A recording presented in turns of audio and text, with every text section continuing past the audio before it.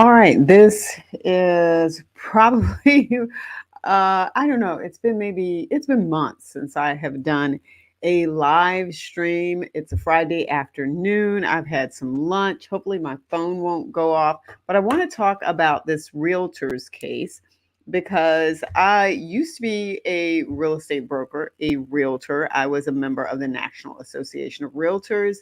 And as an attorney, I've actually handled real estate closings before. Now, I don't really do that anymore. I used to do that way back in the day.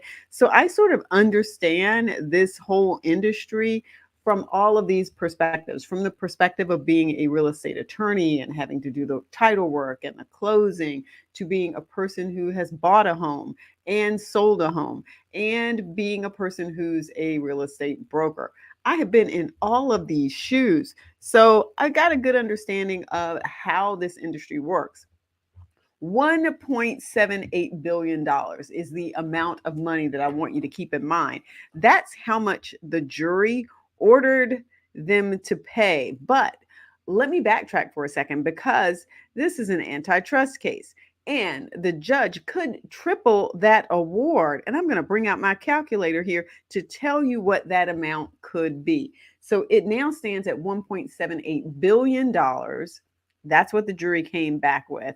It could be as much as $5.34 billion. Over $5 billion. That's a lot of money that could go, that, hey, could come out of this case. So now I want to take some time, excuse me, to check in with this actual complaint that was filed. Let me see if I can pull that up so that we can take a look at this complaint. And just the introduction, this is a really long complaint, so I'm probably going to break this up over a few videos so that you don't fall asleep and so that I don't fall asleep either, because, there's always the likelihood of that, considering how little sleep I've been getting lately. This is coming out of the Southern District of Illinois. Let's see here. Let's scroll down. I guess I ought to get on the right page here. All right. And I could not figure out how to pronounce this guy's name, but oh well, there you have it. And I may go back and pull up some of the other filings for this. Um, yeah, we'll see how it goes. All right. National Association of Realtors, Realology, Home Services of America, BHH affiliates. Okay, you see them. Keller Williams Realty, etc. And they amended this. I want you to take a look at this table of contents. Like this whole complaint, they spent some time just putting this complaint together to make sure it captured any and everything. Look at how long just the introduction is. And I'm going to go over the introduction in this video. In another video, I'm going to go over the background, the anti-competitive agreement with the National Association of Realtors, and we're just going to break down some of these. Look at this part that talks about the effects of the conspiracy. Okay, yeah, that's a lot there. We will get to that in another video. All right, let's jump into the background information regarding this. So get your drink. I'm missing a drink. If I get thirsty, I don't have a drink. Get your drink, get settled. We're going to go through this introduction that provides some background in this matter. Plaintiffs, home sellers who listed their homes on one of 20 multiple listing services identified below, bring this action against the National Association of Realtors, NAR, and the four largest national real estate brokers in the United States, collectively corporate defendants, for agreeing, combining, and conspiring to impose, implement, and enforce anti-competitive restraints that cause home sellers to pay inflated commissions on the sale of their homes in violation of federal antitrust law. Defendants' unlawful conduct is also the subject of an active investigation by the Antitrust Division of the United States Department of Justice, which is examining practices in the residential real estate brokerage business with a focus on compensation paid to brokers as well as other conduct. Now, I would be really interested to know what this other conduct is, and maybe I need to head over to the DOJ website to see what is going on with this. NAR, the corporate defendants, and their co conspirators collectively possess market power in local markets for real estate brokerage services through their control of the local multiple listing service, or MLSs. And MLS is a database of properties listed for sale in a particular geographic region and the marketplace on which the vast majority of homes in the United States are sold. Brokers must list a property for sale to effectively market that property to prospective buyers, and in any event, are required to list all properties on the MLS if they are members of the MLS. All MLSs at issue in this case are controlled by local NAR associations, and access to such MLSs is conditioned on brokers' agreement to follow all mandatory rules set forth in NAR's handbook on multiple listing policy, including the rules at issue here. So, yes, that is the way it works. If you are a member of the organization, then you agree to follow the rules. And that's where people go to look for listings, So you've got to have access. If you're someone who's trying to sell a house, so where are you going to sell it? You're going to put it on Craigslist? You're going to put a website out there? But the problem is that's not where people are looking. People are looking because they go to a buyer's agent or go to just another broker and say, hey, I'm interested in buying a house. That broker then looks on the MLS for properties. That broker is not trying to find somebody's website or looking on Craigslist. That broker is headed to the MLS. That's where all of the properties are going to be. Pursuant to defendants' conspiracy, NAR allows brokers representing home sellers and home buyers to use NAR's MLSs only if those brokers agree to adhere to and help implement terms that significantly restrain competition.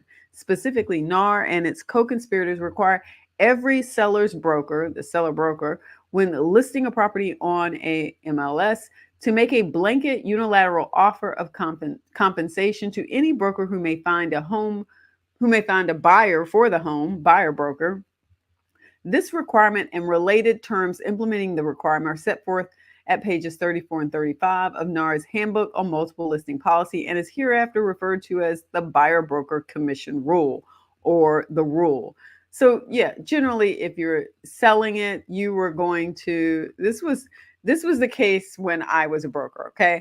So a lot of times the fee would be about 6%, and the agreement was that it would be split between the seller's broker, the seller broker, and the buyer broker. And generally the split would be 3 and 3.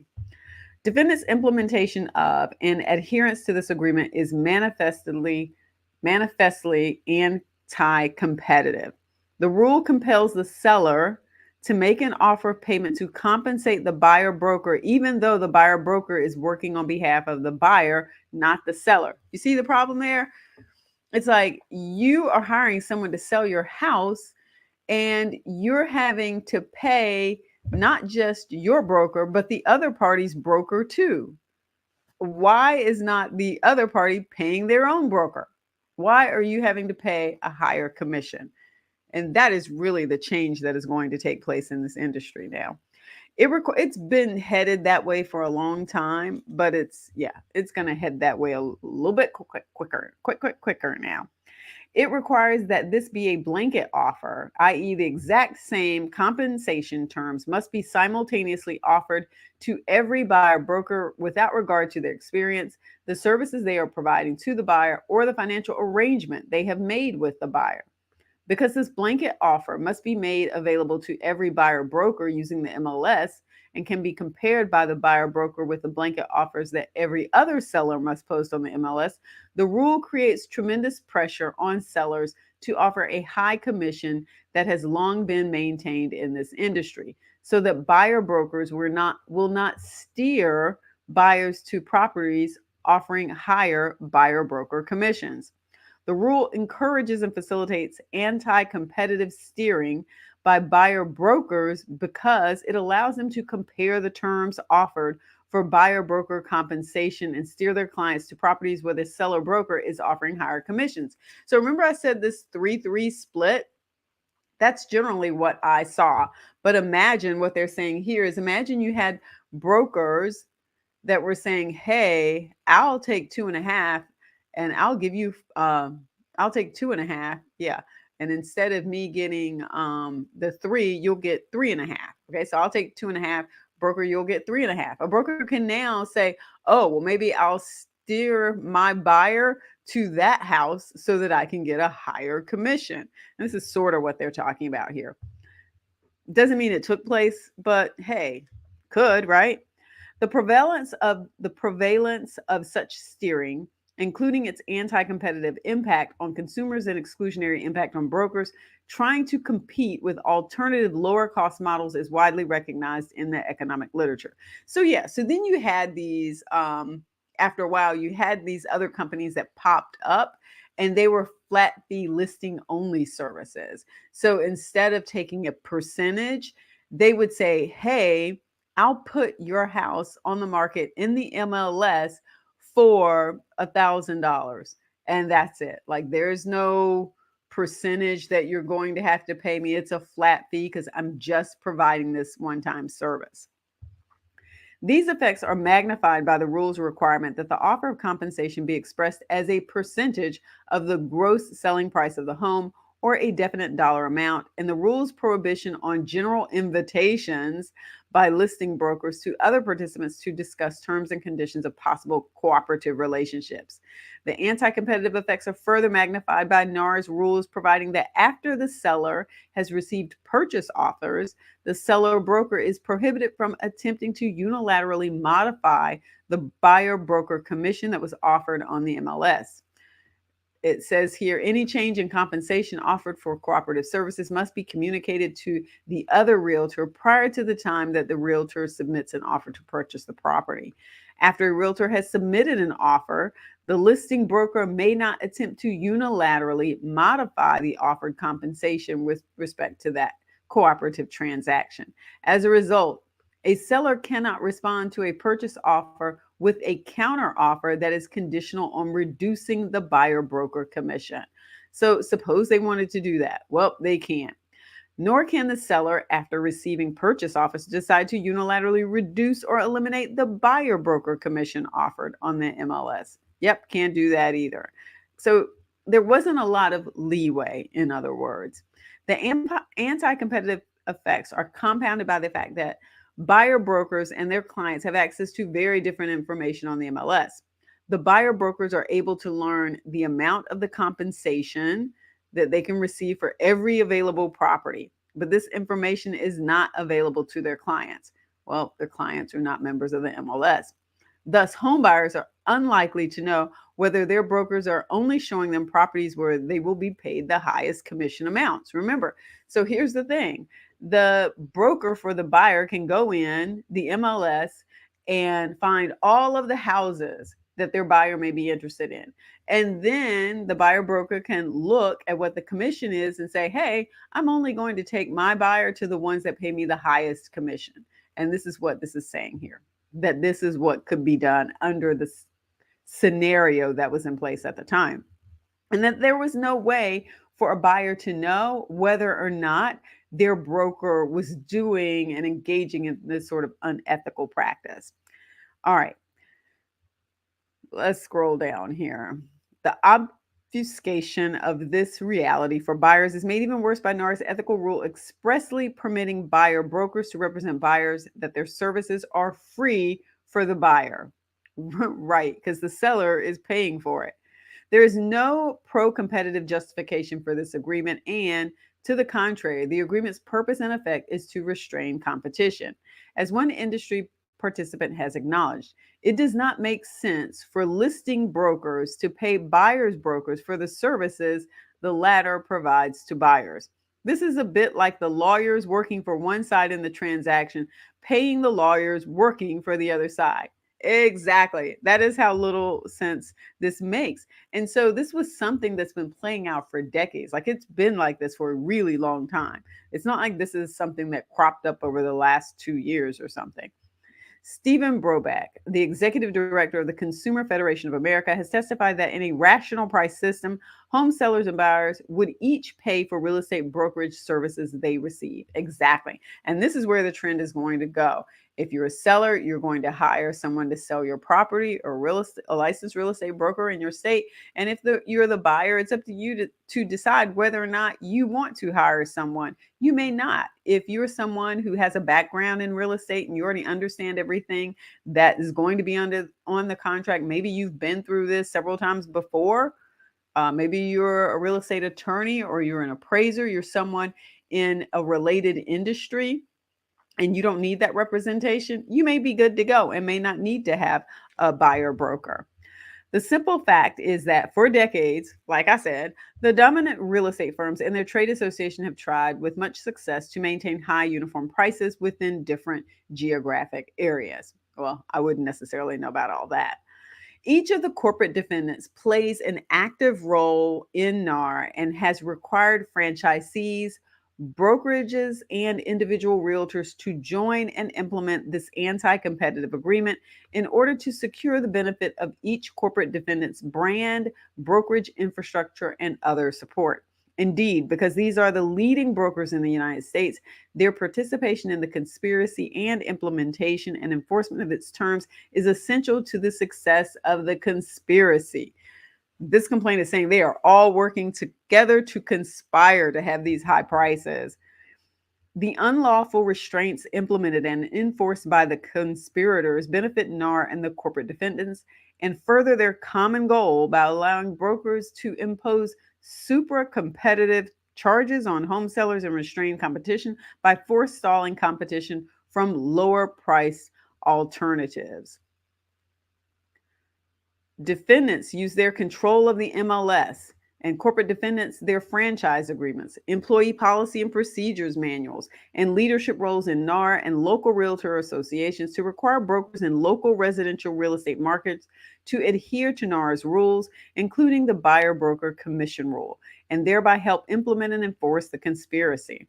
The corporate defendants further implement the conspiracy alleged herein by reviewing and reissuing NAR's rules, including the buyer broker commission rule, at yearly NAR meetings and by serving on the boards and committees that enforce compliance with NAR's rules. By participating in an association that prevents member institutions from allowing its employees and realtors to compete with each other to offer lower commissions, requiring franchisees, groups, and individuals to join and adhere to the anti-competitive agreement alleged herein, and taking numerous steps in furtherance of the conspiracy, the corporate defendants have agreed to participate in, facilitate, and implement the conspiracy. So when you join something like this and you're coming in at the lowest level possible, think about this now.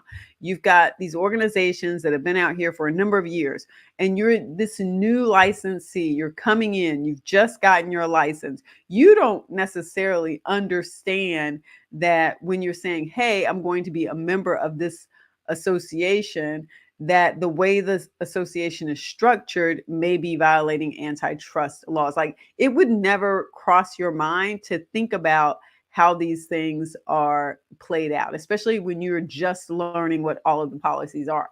Most of the time, people, when they are getting their license, they're learning real estate license law in their state. They are not having somebody sit down and go over with them the rules of the organization and saying, hey, this is what this means. And like, you're not taking a 48-hour course on understanding the structures and the policies of all of this, but you do have to sign on to it. There is an expectation that you are reading these materials and that you're taking your time to understand it. But that doesn't mean that just because you read it, you understand it and have a good idea of what it means. The conspiracy has saddled home sellers with costs that would be borne by buyers in a competitive market. Well, not even in a competitive market, but just in the market in general. They just made earlier, where I just read, they just talked about you would never have the attorney say, hey, yes, I'm going to pay for the person being represented, the plaintiff, saying, hey, yes, I'm going to pay my attorney and I'm going to pay for the defendant's attorney too. So that's just general, that's just the way the market doesn't function like that. So yeah, moreover, because most buyer brokers will not show their homes to clients where the seller is offering a lower buyer broker commission or will show homes with higher commission officers first, sellers are incentivized when making required blanket office offers to procure the buyer broker's cooperation by offering high commissions. So let me stop here for a second, because although this is in the complaint this way, it I can't wait to get to the part where they actually talk about these particular plaintiffs in this case, to see exactly what went on, because I never did that when I represented parties. I would show them the house that they were looking for. They're looking for a 3-bedroom house, X number of square feet, located in a certain geographic area, and a price point. Like, that's what I'm putting into the MLS system to find. And then you go through and you start showing your buyers and driving them around. I get what they're talking about here. I just personally didn't operate the way that they're describing. And most of the realtors that I know don't operate that way either. You're literally putting the information in the MLS and coming back out with a list that you then send to your client. And and a lot of this stuff is automated now anyway. I think the key to this is that there is the opportunity. There is the opportunity for a buyer broker to steer their clients to properties that have higher commissions. That's what they're saying. Thus, the conspiracy A requires sellers to pay overcharges for services provided by somebody else, the buyer broker. B raises, fixes, and maintains the buyer broker compensation at levels that would not exist in a competitive market. I can agree with that.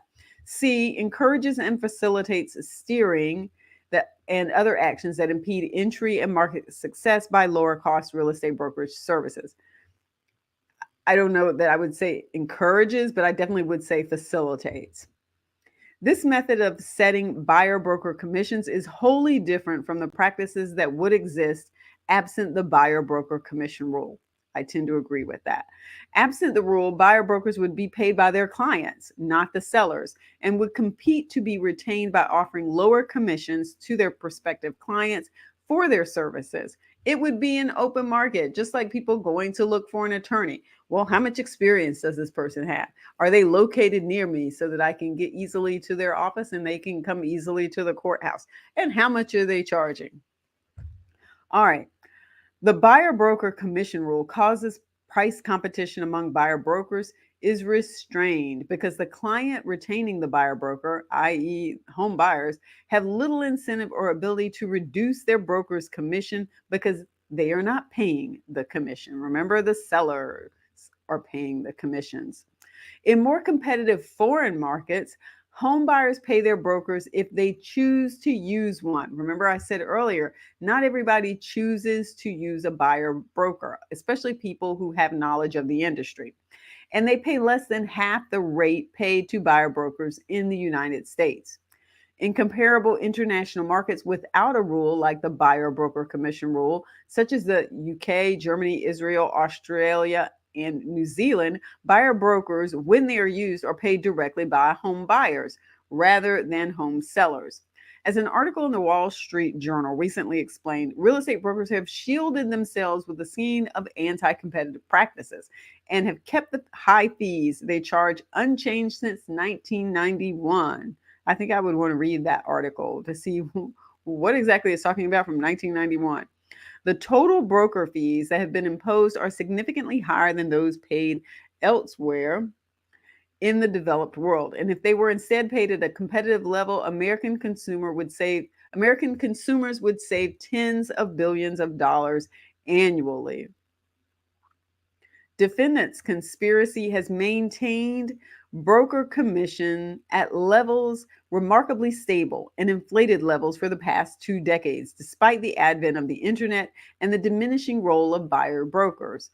Between 2000 and 2017, the average commission nationally has been stable at a supra-competitive rate of between 5 and 5.4%, with little or no regard to changing market conditions. Approximately one half or more of this amount is the commission for the buyer broker. Remember, I said that earlier. In a lot of cases, the split was simply down the middle. And here it was like the going rate was about 6%. So that 5 and 5.4 actually sounds a little low, because I remember 6 was like the number. At an industry event in 2016, the CEO of defendant Keller Williams reported to other industry participants that Keller Williams buyer brokers were charging an average commission of 2.71 in 2015, an amount virtually unchanged from the 2.8 it reported that it had charged in 2002.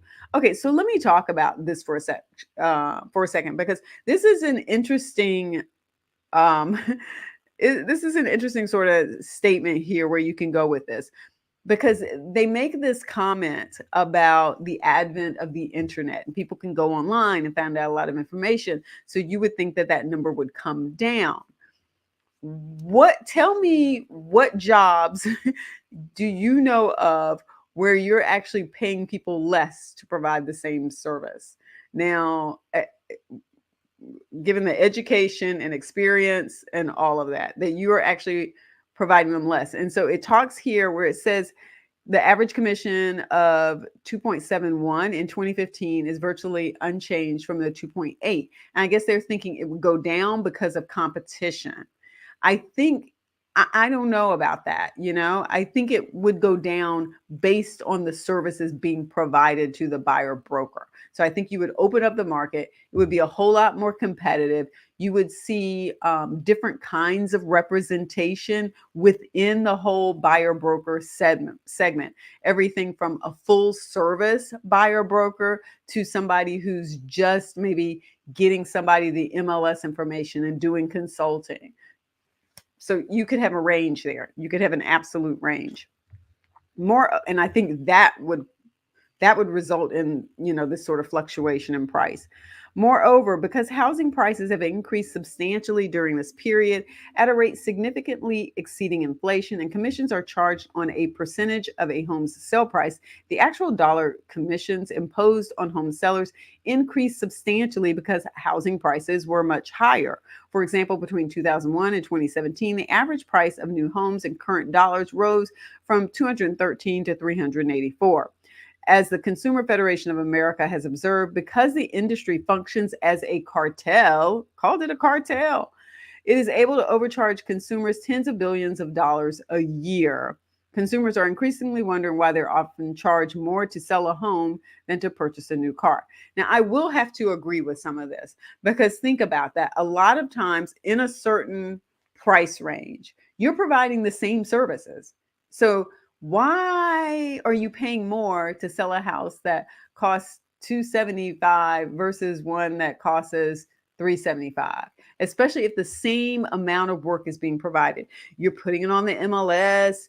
You're, covering everything from working with the appraiser and the title company and the attorney, being there at closing, doing running ads and those sorts of things, putting maybe setting up a website. If you're doing all of the same things, then why would you get paid more just because the price of the house is more? I think the model that's a percentage model is the piece that's really a concern here. Like, it makes more sense to say, here are the service levels, and you have a flat fee attached to the amount of services that you want. So remember, I talked about you could have a consulting level where somebody just wants to, somebody to run things by or something like that. And there's a flat fee for that. Because think about it, you're probably going to be providing that same kind of, advice at the same price point. Now, I will say that at a certain point, the pricing does require some extra work, because the pool of buyers start to shrink. So in a small local market where you have really high priced homes, really expensive homes, $5 million homes or something like that, where the pool of buyers is really small, the person may have to do a whole lot more work in order to get that home sold. So you may be talking about, drone footage in terms of what you're providing in the video. People start to do more creative things, and those creative things cost money. And yeah, so I can see the price point being different there. But again, that could be an a la carte service, right? It doesn't have to be a percentage. You could say, here's, if you want drone footage, then here's how much more that costs. It doesn't have to be tied to the cost of the house. It could be totally a la carte. All right. Yes. Sell my house. It costs more than a car. No, I never had that happen. All right, let's see here. Indeed, defendants have successfully stabilized buyer broker commissions and significantly increased the dollar cost charged despite the diminishing role of buyer brokers. Now, I think that's interesting. To think that somebody who is new to the market, because this is saying despite the diminishing role of buyer brokers, I tell anybody I know, if you are a first time home buyer, make sure you have a broker that you are working with, because I doubt that you know all of the ins and outs of the market and everything that you need to be doing, the questions that you need to be asking. I have seen too many real estate scams. I have seen people overcharged. I have seen people not have inspections done. I'm telling you, unless you know this industry, you need to make sure that you have someone who is there and knowledgeable about that industry. And I just would never tell somebody to buy a home, to spend that kind of money and just to go in not knowing anything. According to data from NAR, many home buyers no longer locate prospective homes with the assistance of a broker. That is true. You can go on Zillow, Redfin, all of this stuff is on the internet now. So you don't necessarily need somebody to help you find a home. You might need somebody to help with the transaction. Many home buyers no longer with the broker, but rather independently through online services. Exactly. Buyer brokers increasingly have been retained after their client has already found the home the client wishes to buy. Despite their diminishing role, buyer brokers continue to receive the same artificially elevated percentage of the sales price due to defendants' conspiracy.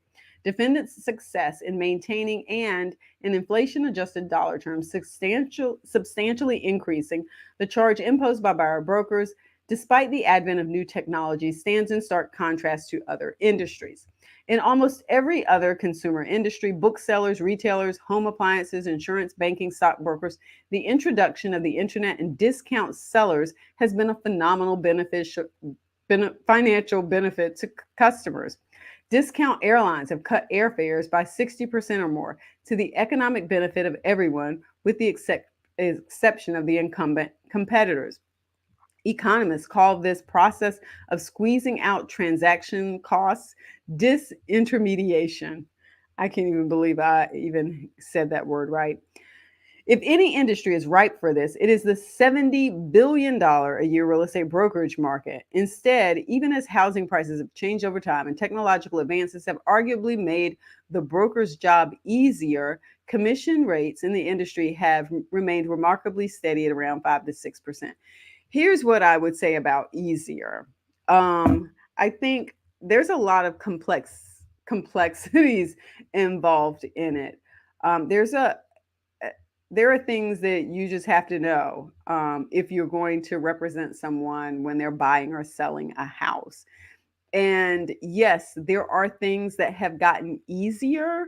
Definitely. The whole advent of the internet and the ability for people to go on, get all kinds of information. You can do your own title search and track. Go to the Register of Deeds on the website and find out the history of the property. You can look at the plat. You can, check out the homeowner and see whether or not there are any liens on the property. So yes, so there are some things that are definitely a lot easier. And then I think in some cases, there's still a higher expectation of being able to make sure that you're checking all of the boxes on everything. The conspiracy's effect can also be seen in the disconnect between buyer broker costs and commissions. Buyer broker costs are similar regardless of the price of the home. Yeah, remember? Yeah, because, okay. Buyer broker costs are similar regardless of the price of the home, yet buyer brokers are paid, for example, 4 times more when their client buys $1 million home rather than a $250,000 home. As the Wall Street Journal has explained, many, if not most, of the services that realtors provide don't vary with the sales price. You're doing the same work. You're, filling out the same, I don't know. You're doing the same work. You're running the ads, putting it on the MLS, doing open houses if you still even do open houses, taking your buyers around the open houses, or they can go on their own.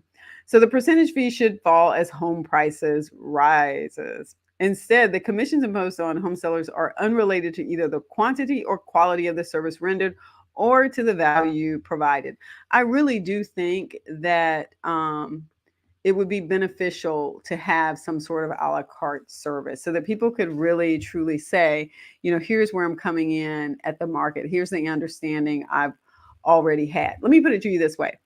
I have worked with business owners, and by the time we are working on the third or fourth lease, they don't need me to provide the same level of service. We've been through this 3 or 4 times already. They understand a number of the provisions in the lease.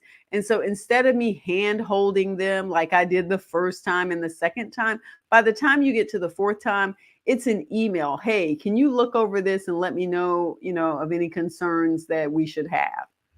As opposed to a sit down one-on-one where we're going through it, calling up the other part, that sort of thing. So, yeah. So when you have people come in at a certain level and they can say, here's the service that I'm looking for, I think that's different than just saying you automatically get a percentage of something and everybody's entitled to get the same service, but you're going to get paid differently providing the same service. Yeah, I could see how that's really an issue for some people.